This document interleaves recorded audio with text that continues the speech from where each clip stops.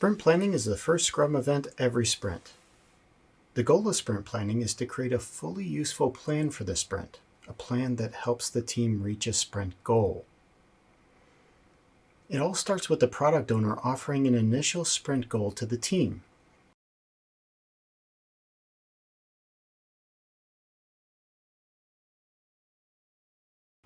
The product owner begins talking about what they want the product to do that it currently doesn't do by the end of the sprint. The sprint goal is not a list of to-do items. It is a short-term destination for the product that the team can reach by the end of the sprint. The developers and the product owner then begin talking about the product backlog items that currently exist in the product backlog. They start at the top of the product backlog and work their way down until they find all the product backlog items that could help the team reach the sprint goal. The product backlog is a list of all the work that the team is currently aware of that will lead them to creating a fully functional product. In the end, some of the items will be created and some won't.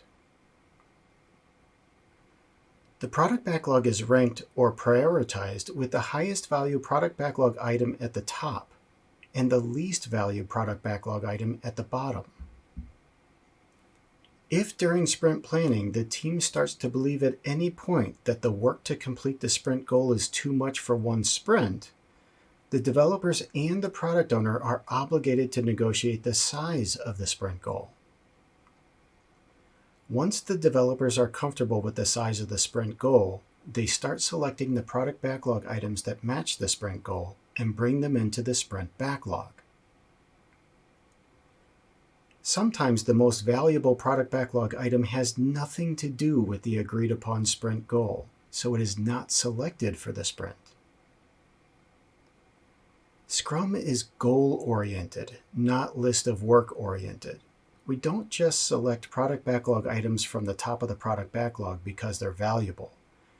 The selected product backlog items for a sprint must help us get closer to the agreed upon sprint goal. Once the product backlog items for the sprint have been selected, the developers start breaking those items down into tasks.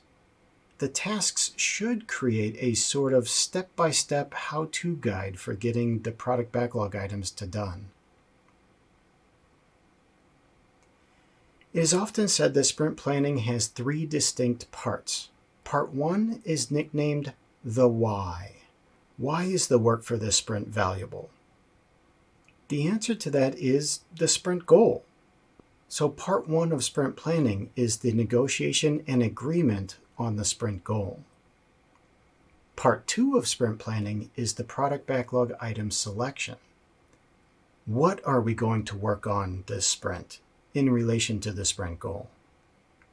Once all of the product backlog items from the sprint have been moved into the sprint backlog, part 2 is complete. Part 3 is nicknamed the how.